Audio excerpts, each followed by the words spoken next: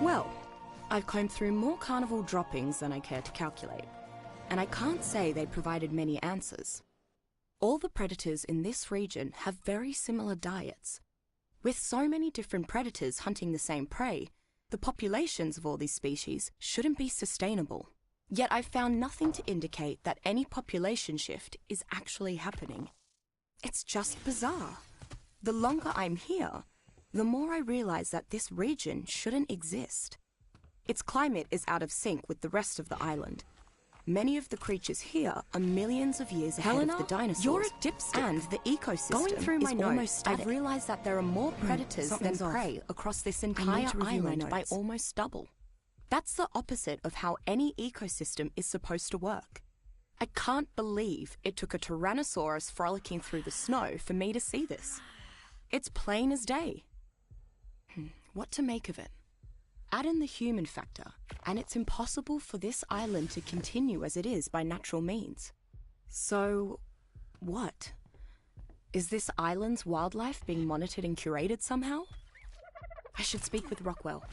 Maybe he's come to a similar conclusion. Normal exactly. I mean, there are giant obelisks floating in the sky for Pete's sake. Not to mention that cave I found, which hid a platform similar to those found at the base of said obelisks. Well, similar, except for those oddly shaped holes that were carved into its podium. I guess I just didn't care about all that. So long as I had my beautiful, unique, and untainted ecosystem to study, I was happy. But now... no, I shouldn't write it off just yet. Not before I arrive at Rockwell's.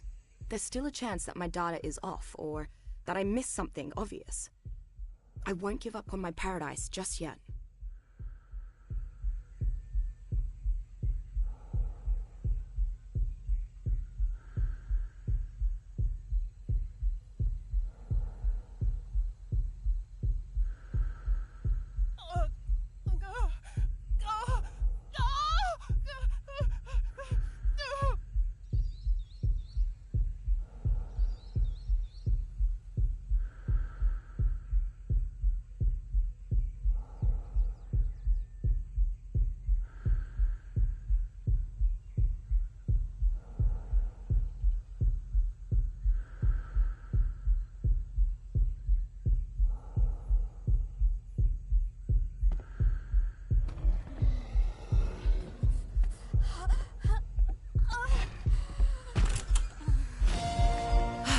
I really need to visit Rockwell more. It's so energizing to be around someone of his experience that still has so much excitement for his work, and talking to him always helps me gain perspective. As for the island's ecological abnormalities, Rockwell reassured me that I was jumping to conclusions. He made a great point. Just because this place doesn't follow the scientific laws we're used to, doesn't mean it follows no scientific laws at all. After all, science is about discovery, and new discoveries can invalidate old principles. So before I latch onto my theory, I need to gather more empirical evidence. Otherwise, I'm no scientist.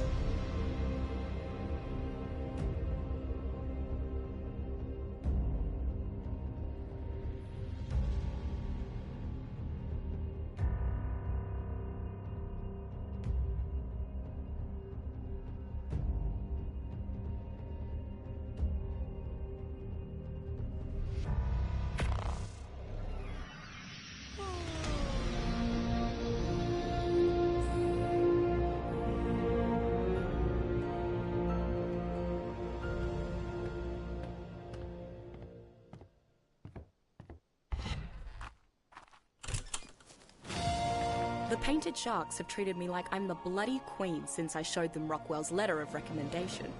I don't think I've eaten better in my entire time on the island. Not that it's a high bar. I'm a horrible cook. Oh, and they've been of tremendous help with my research, of course. So far, my estimates of the predator-prey balance are consistent with the ecosystems on the mainland. The water is simply teeming with shoals of megalodons, and they are extremely aggressive. Perhaps that's a side effect of having limited prey. Sharks aren't known as territorial creatures. I'll have to study them further.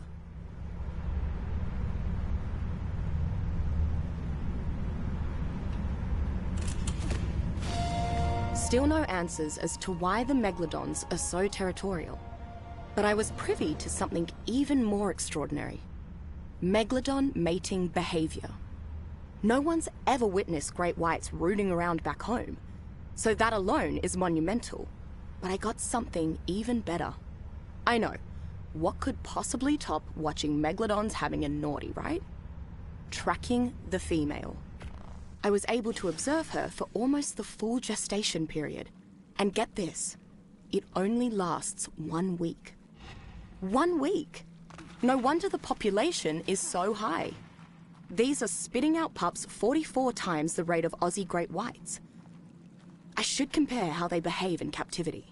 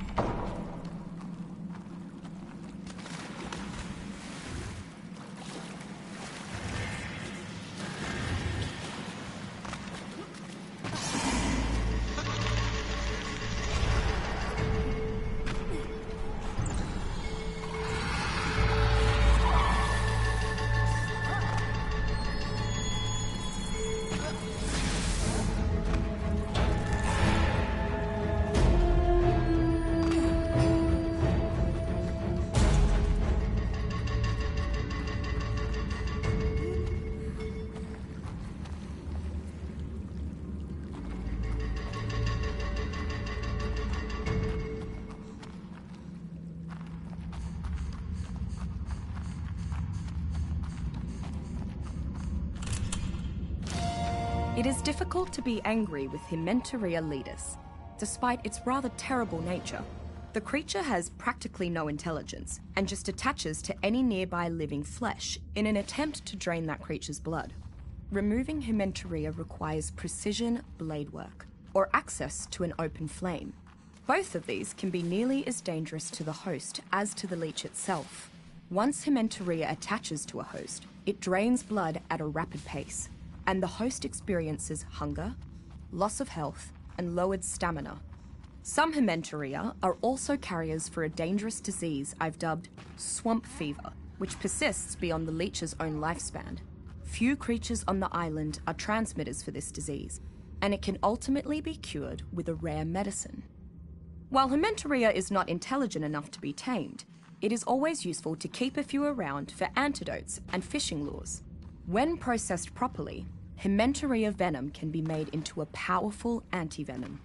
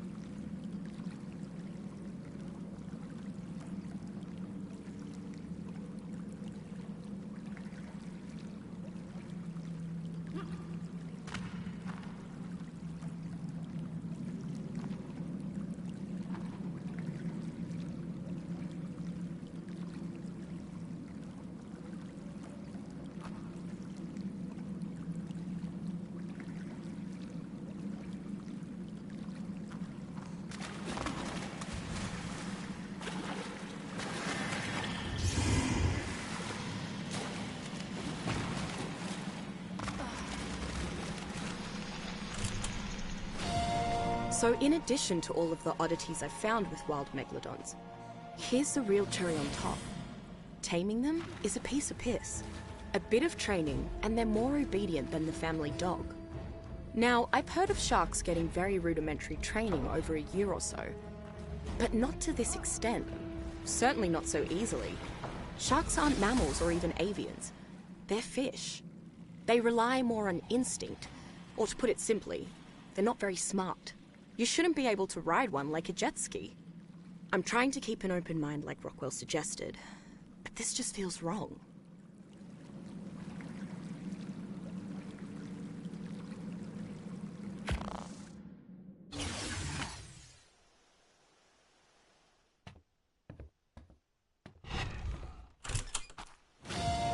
Well, this seals it.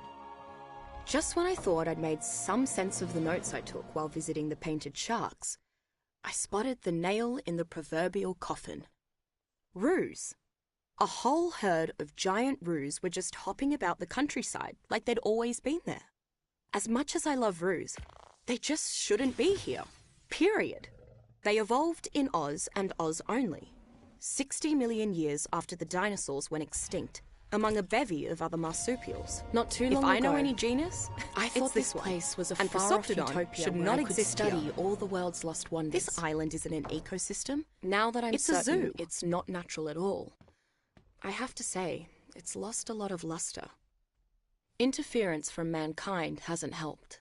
Most tribes have learned to live in harmony with their slice of the island.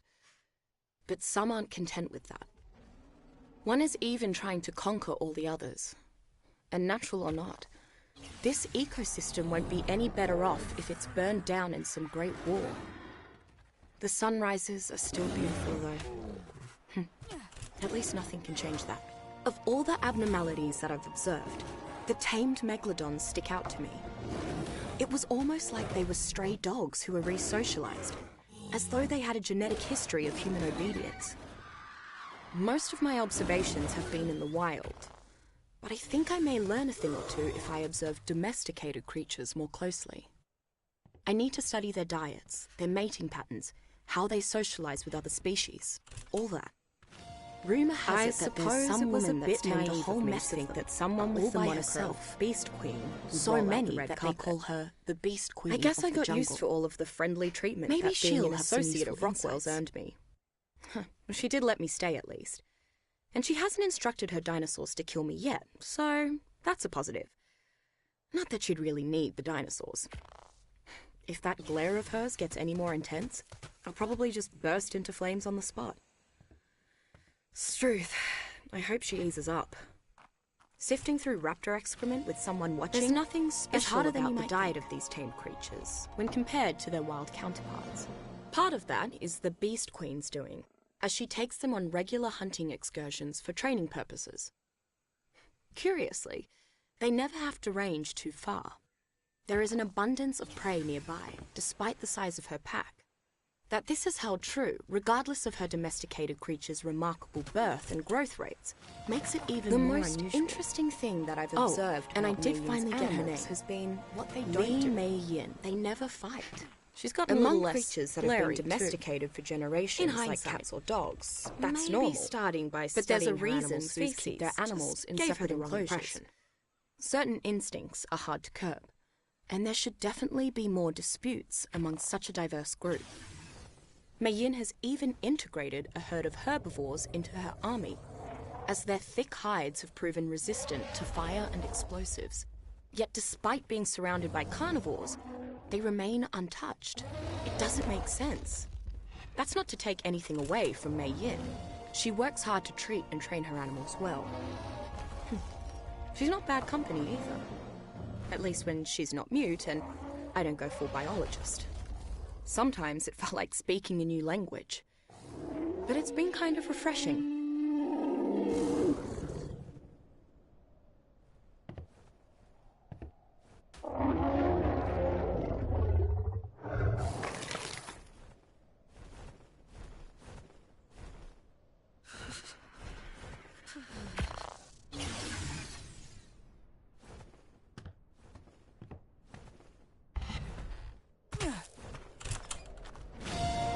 This is the smoking gun. It has to be. I simply can't be convinced that this place is natural. After finding an island populated entirely by carnivores, even if they fed off each other, which is awfully dubious given that carnivore meat is much more likely to carry harmful parasites than herbivore meat, the landmass is so small and their population is so dense that they could never maintain it.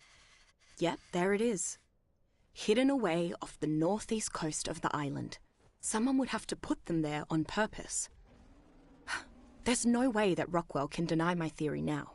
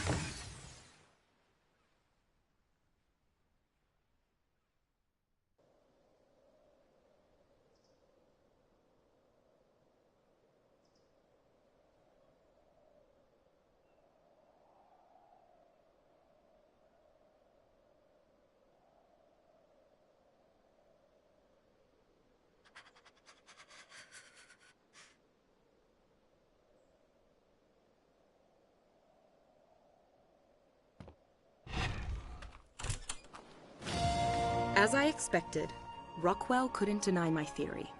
But I can't say that I have his endorsement either. He didn't seem terribly engrossed in the subject, frankly. Something else seems to have captured his attention as of late. The island's obelisks. Apparently, Rockwell stumbled upon a way to interact with the towering monuments while spelunking. Of all things. I guess he felt the need to scratch that old intrepid explorer itch of his. It's pretty impressive, considering his age. Now that I think about it, the obelisk could be linked to my own received by the Iron Brotherhood. Their nature has always been very pleased to see me, and Rockwell made some intriguing observations. Rockwell, I should follow up. Add to that the rather deserted, gloomy state of their compound, and I'm starting to feel a bit apprehensive. Their leader can't return from his hunting expedition soon enough. All I've confirmed so far is that, yes, they gathered all of the artifacts Rockwell sought, and yes, the artifacts were able to activate one of the obelisks. You'd think they'd be celebrating such a monumental discovery. I understand just why the Iron Brotherhood's leader didn't want it. Since it has no apparent use, all it does is remind him of the tribesmen who died seizing it from that giant spider. Can it really be useless, though? They described the artifacts that activated the obelisks as looking similar to it. So I headed to the nearest obelisk to see if I could get a response. Unbelievable. The artifact perfectly fits one of the slots in the platform's pedestal. Else. How did I not notice that right away? The platform in the cave. I really am a dipstick. It's a long shot, but it's the only thing I can think of that's similar to the obelisk. Was acquired by activating one of the obelisks. Then it follows that the other two keys can be obtained by activating the other two obelisks. Then, with all three keys, maybe this platform will lead to whatever is controlling the island's ecosystem. If the other obelisks work the way that the first one did, that means I have to find a whole mess of artifacts first. And I don't think I can do that alone.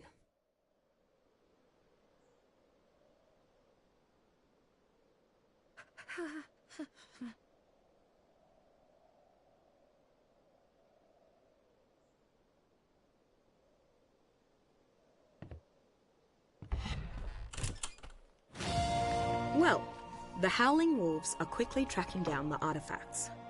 But after hearing about what happened to the Iron Brotherhood, that's as far as they'll go. It's understandable, but it leaves me in a tight spot. If a giant spider and I get in a scrap, the spider's winning for sure. Even with Athena on my side, I prefer to avoid danger, not confront it. My aim's piss poor, and I've got fists like marshmallows. If I want a fair go at actually surviving whatever happens when the obelisk activates, I'll need backup. Negotiation notes. Don't mention feces. Don't look directly at the glare. Bring chili. Unburned.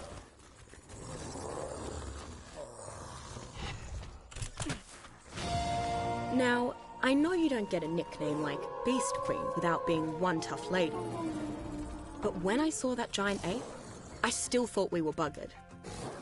Fortunately, Mei Yin's got more intestinal fortitude than yours truly.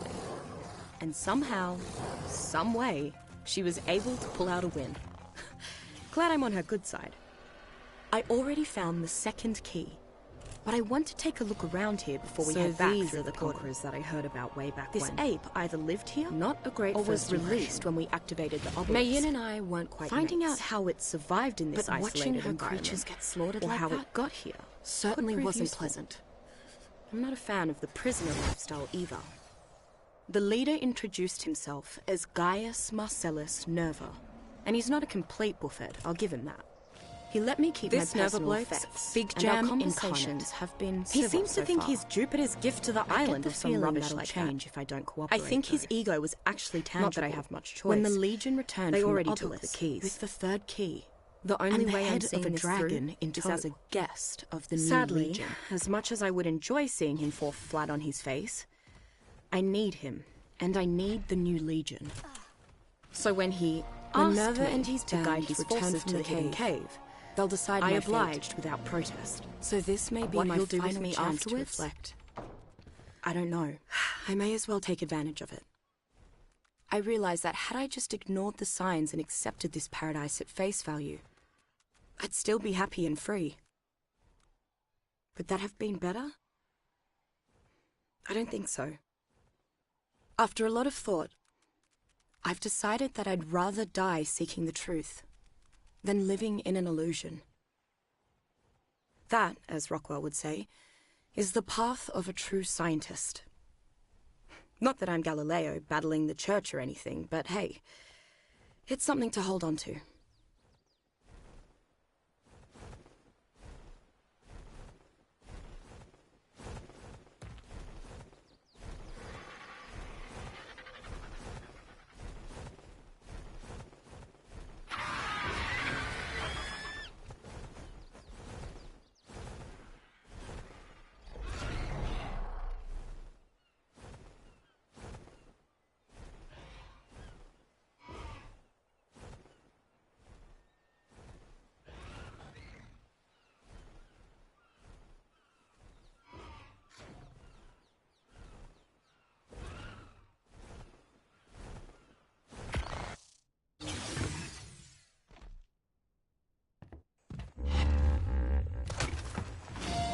Greetings and salutations, dear reader. If these words are gracing your eyes, then you have had the good fortune to find the journal of Sir Edmund Rockwell, stupendous scholar, gallant gentleman, and explorer extraordinaire.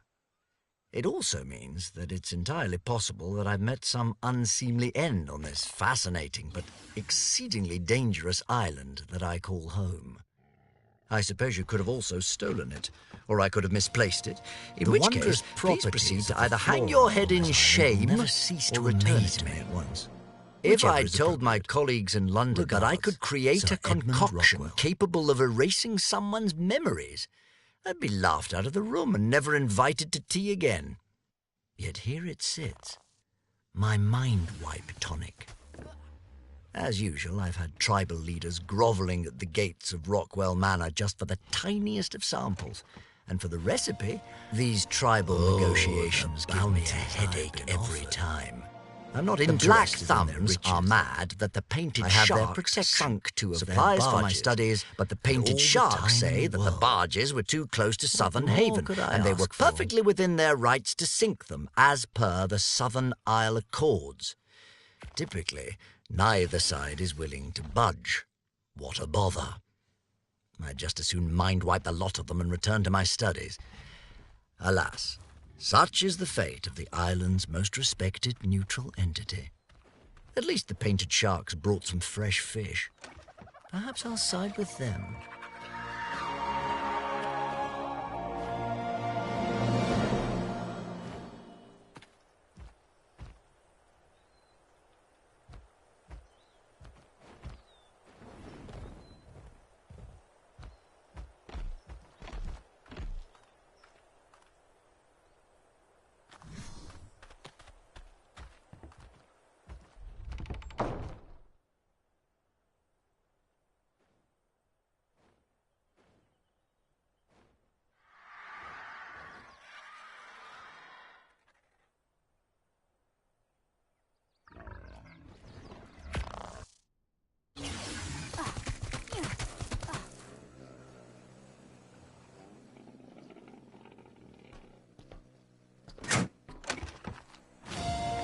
Sadly, my Freer Curry trials cannot begin immediately, as the volunteers have a much more difficult journey to Rockwell Manor than I.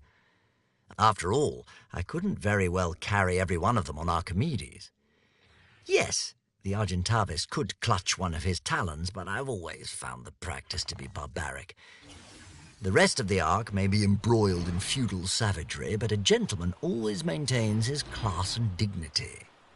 At any rate, I must have my assistants renovate the guest compound. Having readily available subjects has helped never let strangers into the manor proper, but even if their numbers should not reflect my civilized standards. Not only was I able to curb the side effects of my Freer Curry's endothermic properties, but I managed to bring out an additional benefit of the mixture. Now it also lowers the subject's metabolism, letting them go longer without needing food. Marvelous!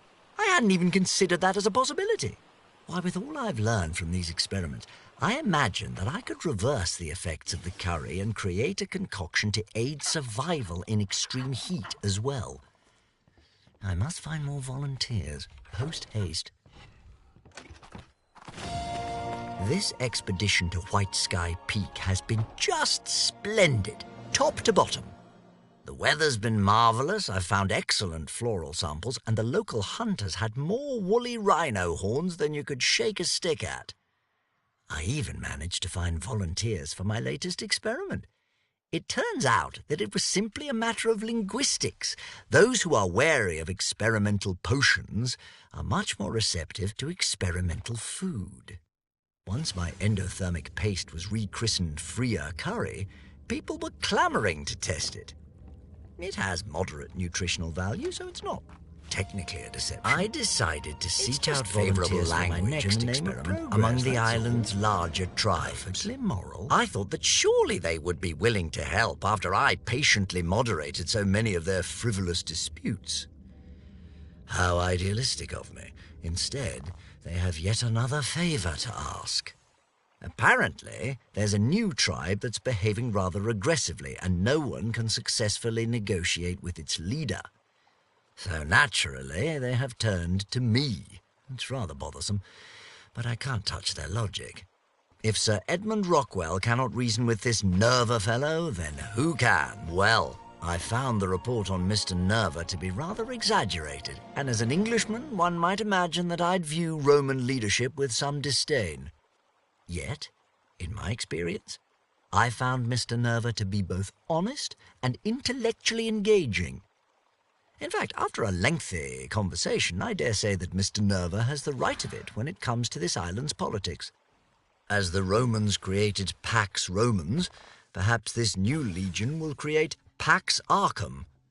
Even if it doesn't, I doubt it will harm my research. So I see no reason to interfere in this pointless squabble. I've decided to take a brief vacation from the laboratory. Well, I say that I've decided to, but the whole thing was my assistant Isabel's idea. She noticed that I'd been quite ruffled lately and suggested that I take a bit of time to myself before rushing headlong into my next experiment. Such an observant young woman, that Isabel. She's somewhat lacking as a chemist, but she understands my moods almost better than I do. I dare say that an old-fashioned adventure will do me some good.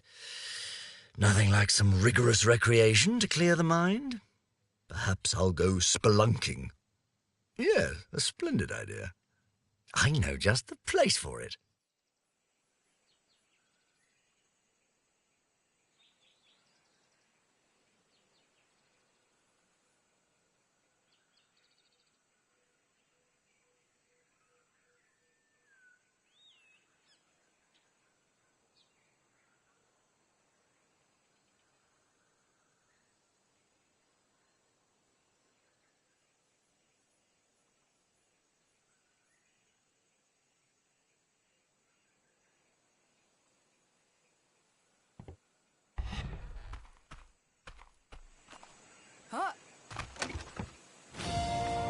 Remarkable. Absolutely remarkable. When I chose that remote northern cave as the site of my spectacular spelunking sojourn, I never imagined that I'd find such wonders within. Granted, I don't know what this specific wonder does exactly, but it's fascinating to examine. It's like nothing I've ever seen. I don't even recognize the materials that it's composed. Eureka! And it's my theory was correct. Some sort of latent energy podium at the base of the obelisk is definitely responding to the artifact's proximity and vice versa. Or are there similar artifacts just waiting to be discovered for not attempting this sooner? Surface. The stylistic similarities between the artifacts and Isabel was right. Floating above the island. This was exactly what I needed. Obvious to me now. I feel like a young man again within the same culture and era. Bizarrely, while both the artifact and obelisks are in exquisite condition, there are no other signs of this mysterious civilization. How could that be? What kind of mad society would gallivant about some remote island, building towering structures and stuffing knickknacks into caves before vanishing without a trace? I don't understand it, but it certainly piqued my curiosity.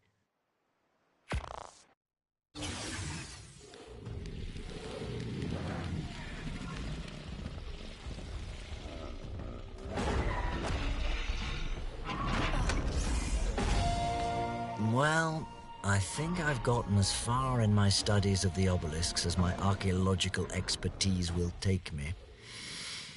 A shame, really. This has been such a joyous little diversion that I hate to see it end. Oh, Rockwell, you old twit. You've forgotten the origins of this little excursion. Spelunking. Did you yourself not hypothesize that there may be more artifacts hidden elsewhere on this island?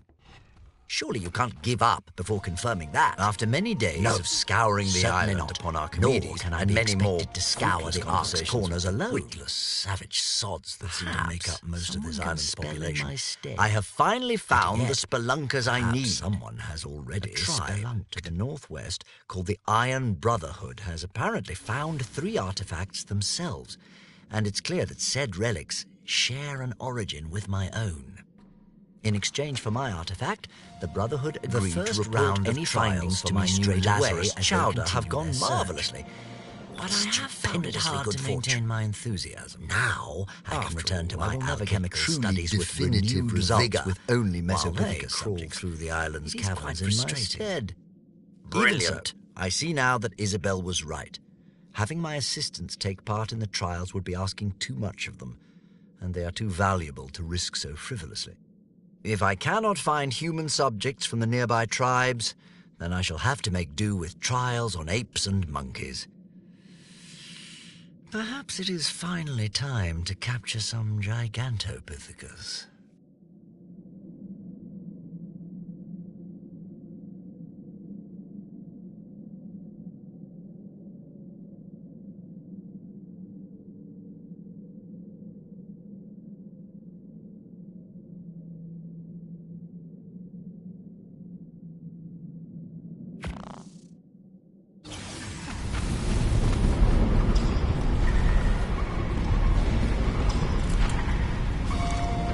Another example of a creature that seems to have evolved beyond its historical traits. Everything points to this being a saltwater ray, but Manta mobila has developed the ability to swim into the island's rivers and shallows, as well as through the open. I admit there are times when it is useful to live among simpletons. For example, I was able to trade several gallons of my Lazarus chowder to a group of hunters in exchange for an entire contingent of tamed Gigantopithecus, and they never questioned whether it had been tested on humans yet.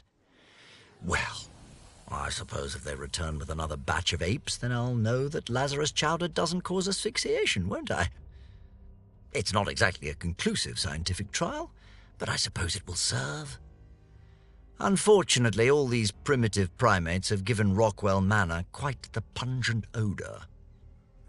Isabel said she is working on some sort of air freshener, but I hope she makes haste.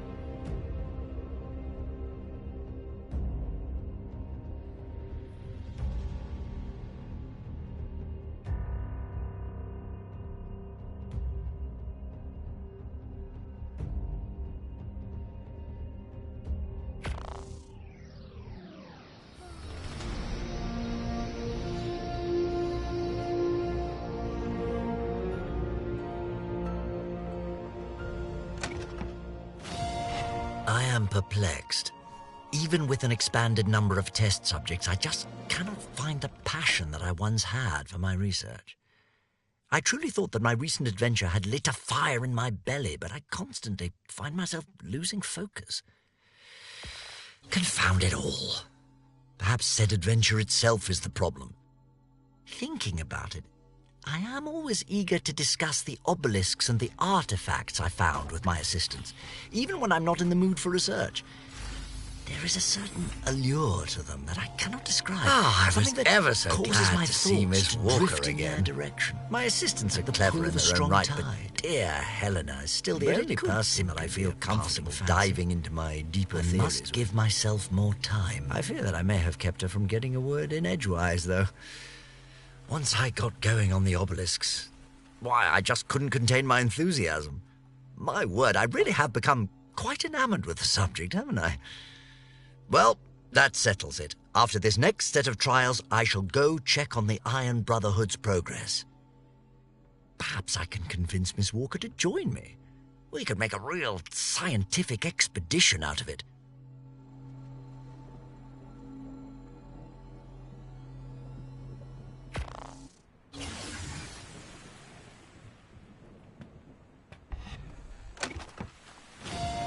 The latest Broth of Enlightenment trials have concluded, and as expected, I am disappointed in the results.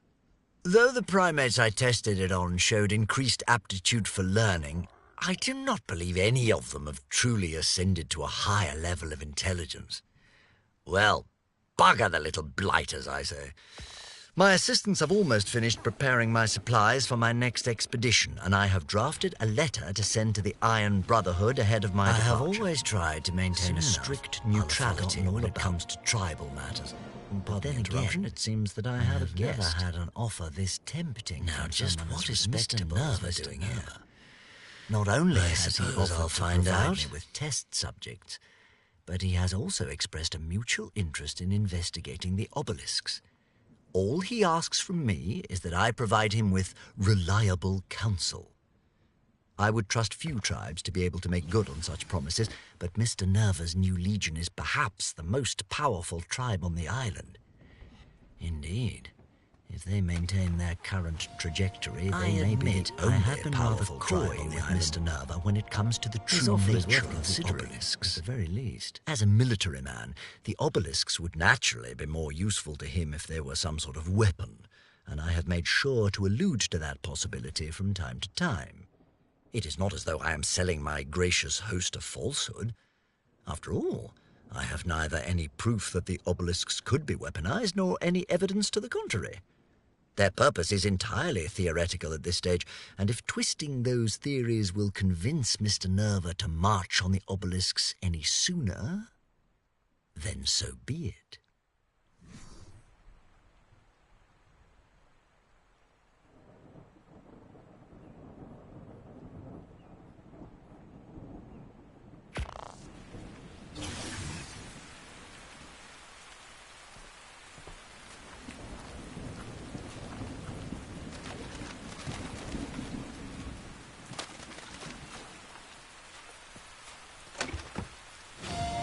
Any chemist worth his salt knows the irreplaceable value of testing.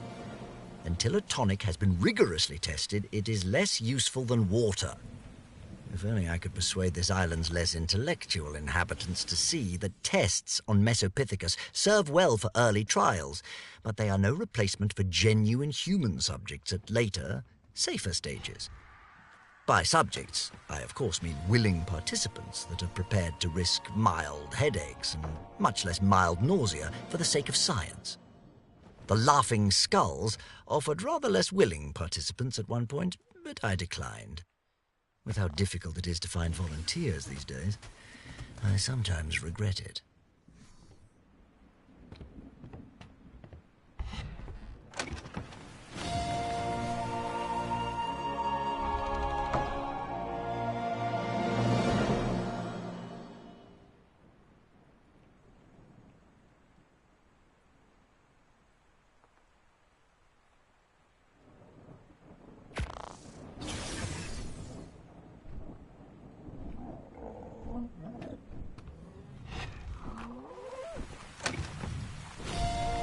The new Legion is finally on the march, and not a moment too soon.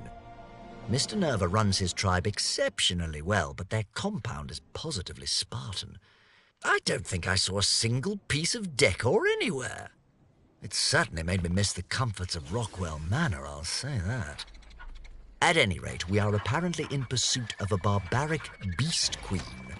According to the men, I am absolutely astonished, shocked, alongside her flabbergasted.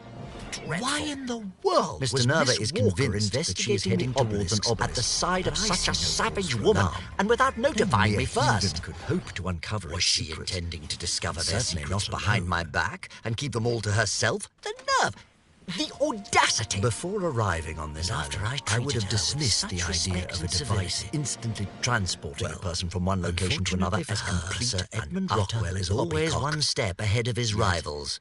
That appears thanks to my partnership with Mr. Nerva beneath the obelisk, I can combine what scraps of knowledge she has on the obelisks with my own findings. Yes, there was a dragon on the other side.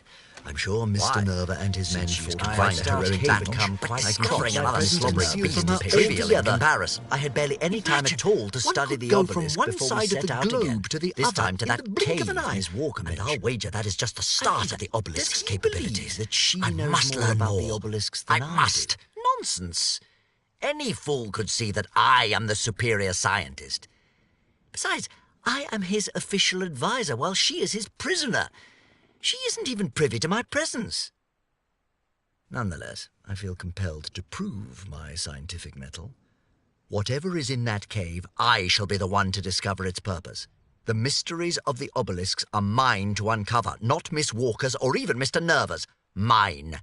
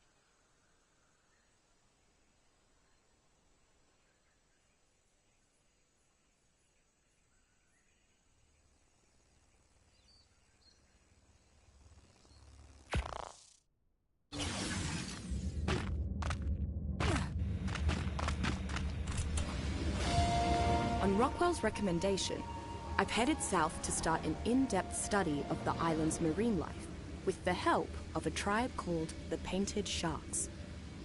Because the ecosystem of the ocean that surrounds the island is separate from the ecosystem on the mainland, correlating patterns between them might help me isolate and understand this island's scientific abnormalities. Also, after freezing my ass off for so long, I could really use an extended stay on a tropical island. Marine biology was never my strongest field, but I do love the ocean. If nothing else, it should be beautiful there.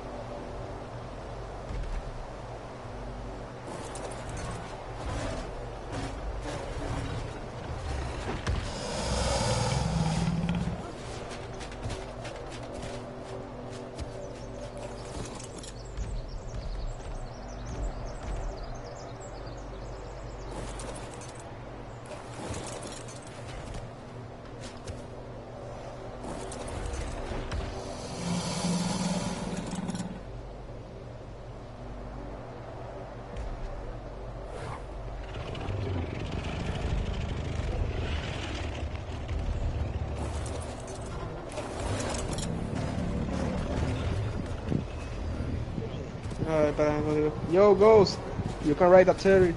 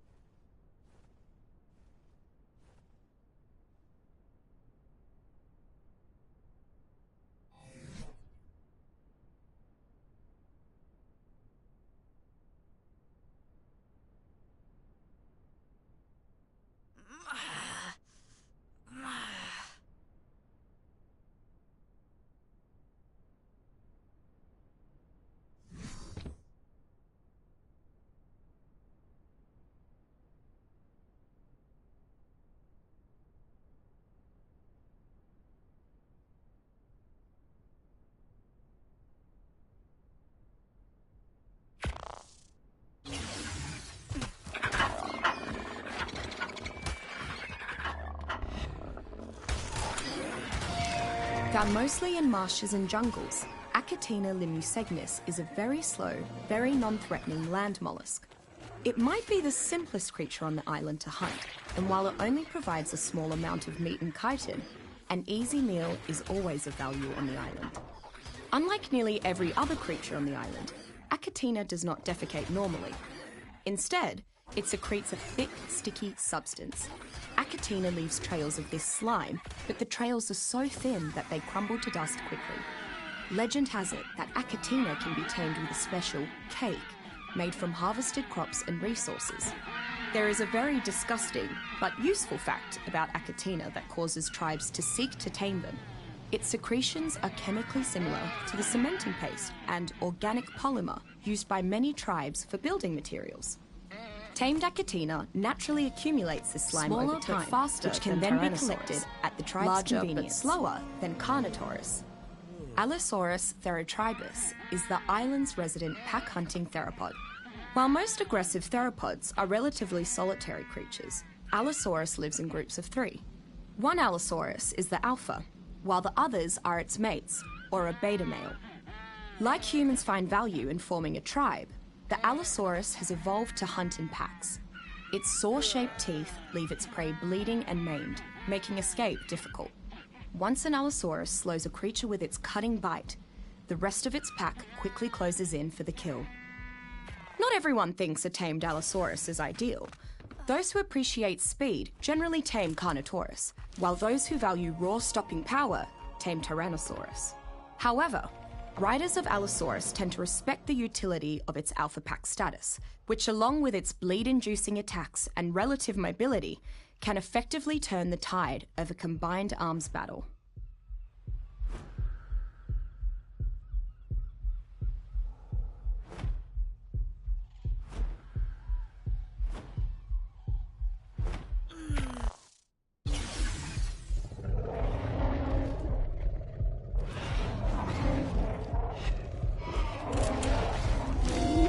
Whether its size is caused by adaptation to the island's other inhabitants, or by crossbreeding with another larger species, Melanocetus angelopescum is the largest form of anglerfish I've ever heard of.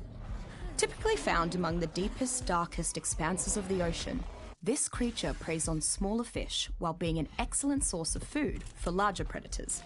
Melanocetus has an array of bioluminescent Ankylosaurus at the end of stalks tends to live in small family units. Like typical anglerfish, I believe they can primarily use smaller groups to attract smaller incredibly thick skin and trick them into coming close enough for Melanocetus despite not being among the largest of the island's herbivores. This often makes wild Melanocetus itself relatively easy to spot among the briny depths. Thick, armored skin exploring the depths of the ocean can be difficult for several of the mid-sized predators that would otherwise hunt it, and the shocking reckless carnivores are just as likely to hurt themselves on Ankylosaurus spikes. I don't know where to start with get hit by its natural light at the end of its stalk. Without a doubt, it has so many than nightmare-inducing exploration, not only enormously but more family and as I've heard, some survive. Its fires creature to shatter the roots of pearls from its venom like a lynx. One of the wealthier human tribes on the island utilizes a squad of ankylosaurs in its mines and quarries by sensing the creature's affinity for metal. And to top it off, enables it to carry raw is larger than an adult human's weight. If that wasn't enough, I'm convinced that some of the caves on the island have actually been dug by Araneomorphus. But this worries me. Either Araneomorphus is a colony spider, like ants, or there is a much larger Araneomorphus somewhere on the island. As long as it is kept far from arachnophobics, domesticated Araneomorphus makes an excellent guardian creature for anyone wanting to avoid killing.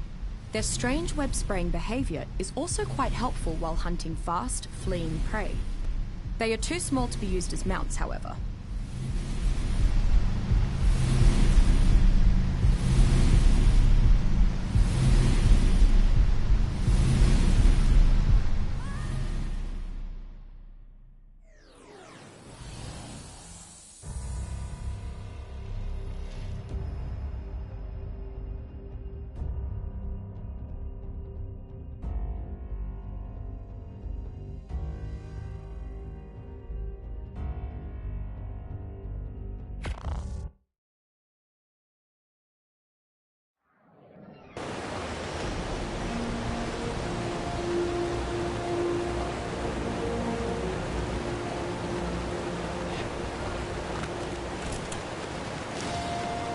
Approximately 1 meter long, the Archaeopteryx magnumilvum is a primarily tree-dwelling protobird.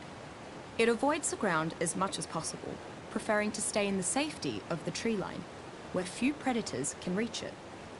I've not seen an Archaeopteryx outright fly yet, so it's possible that they cannot generate enough lift to do more than glide along distances between perches. I'm not sure how a creature so fearful of the ground can be such a picky eater, but Archaeopteryx only seems to consume certain rare insect matter. The most likely explanation is that it tends to nest in infested trees, stripping them bare of such food sources. While not large enough to bear the full weight of an adult human, Archaeopteryx still has great utility. Despite the creature's inability to fly, its wings have sufficient strength to dramatically slow the rate of a person's descent, if that person holds onto Archaeopteryx while airborne. Taming Archaeopteryx can be somewhat troublesome though, as it refuses to eat most common food sources and glides to prospective safety at the first sign of any interloper.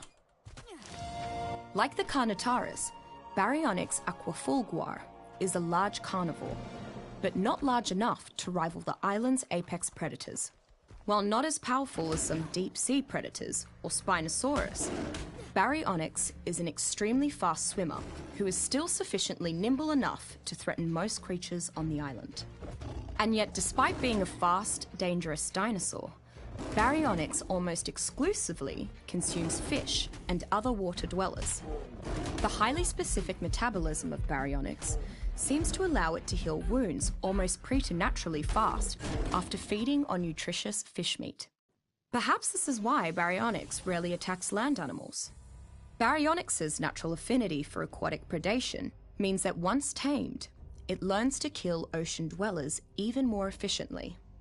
Between its speed and its power, Baryonyx makes an ideal choice for anyone interested in frequently moving between water and land travel, and who values speed and agility over raw strength.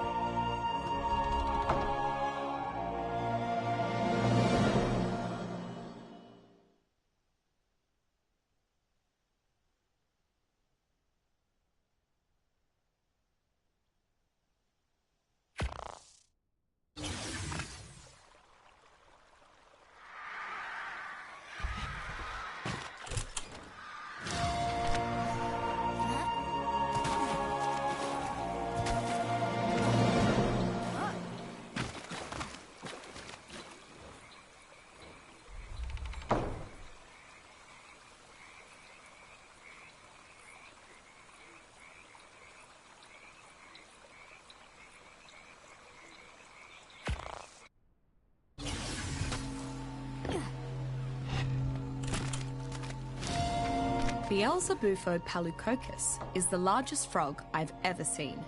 Almost impossibly large. It can actually fit a full-grown human adult on its back, though just barely.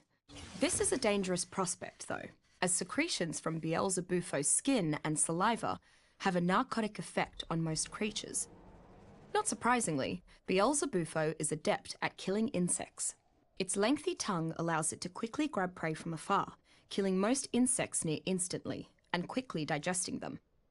It even combines the narcotic chemicals in its mouth with the insect's chitin to create a specialized sticky substance.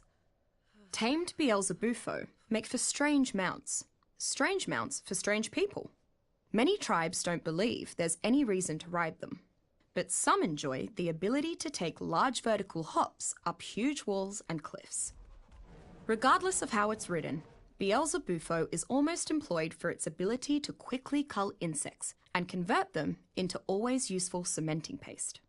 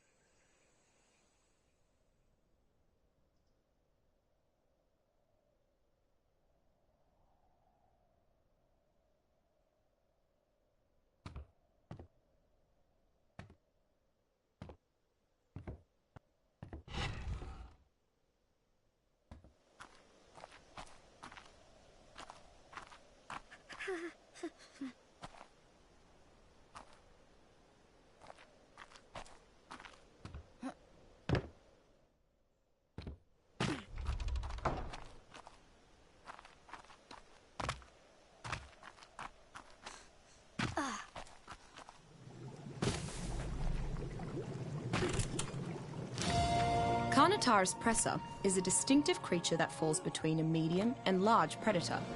It lives primarily on flat, clear ground, where it can capitalize on its speed. Additionally, it seems to have no qualms about running away from larger predators instead of fighting. The horns of the Carnotaurus seem to be used more for fighting rivals than actual hunting. This doesn't mean the horns aren't dangerous, though. They can still eviscerate larger prey. Carnotaurus is one of the smaller and more compact of the large predators. If Tyrannosaurus is the lion of the island, Carnotaurus would certainly be the cheetah. The real threat of a Carnotaurus is not being able to escape it once it has spotted you.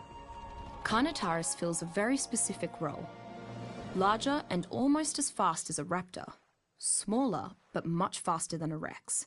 Were it not for the creature's extremely long downtime after sprinting, it might be among the most capably balanced mounts.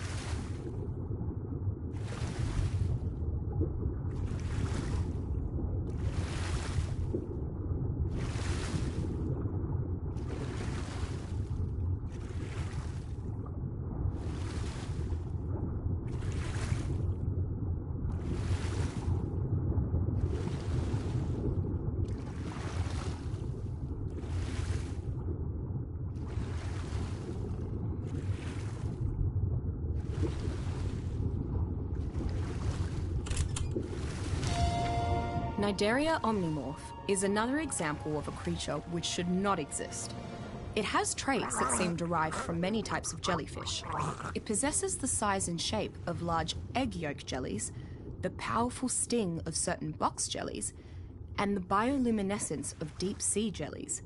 This all combines to make a dangerous creature that lights up the deepest reaches of the ocean. Cnidaria is not generally aggressive because it lacks normal perceptive senses. It generally just floats along on the current until something gets close enough to sense, at which point it attacks. While its attacks are not directly powerful, its sting injects an incredibly strong and fast-acting sedative. As Cnidaria is barely more intelligent than a plant, there's no effective method to tame one. Most tribes kill Cnidaria on sight, then collect its reserve of powerful sedative to use in technically advanced, long-distance tranquilizers.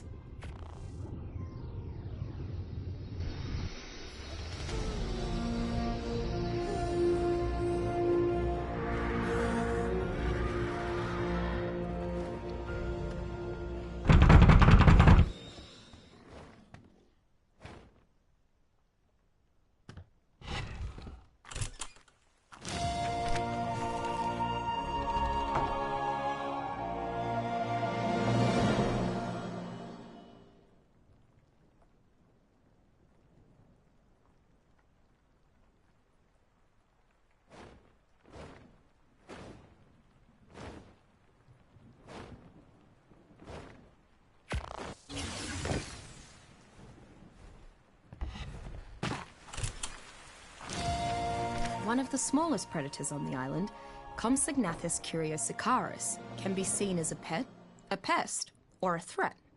While alone, Compsognathus is not dangerous or aggressive. In larger packs, however, it remembers its underlying carnivorous nature. After a group of Compsognathus grows to a certain size, their pack mentality always seems to embolden them to attack. For some reason, Compsognathus is not naturally afraid of humans. Rather, it seems to be quite curious about humans and their instruments of survival. They tend to be drawn towards humans out of this curiosity, and then call their packmates to help explore their discovery. This usually leads to aforementioned pack aggression, with dangerous results. Compsognathus gain increasingly significant attack power and speed when in close proximity to other Compsognathus, as their pack aggression takes over their behaviour. Additionally, their distress call carries quite far, rapidly alerting the tribe and its pets to danger. Is the largest known species and increasing the likelihood an omnivorous family so-called of ancient mammals that are sometimes referred to as hell pigs.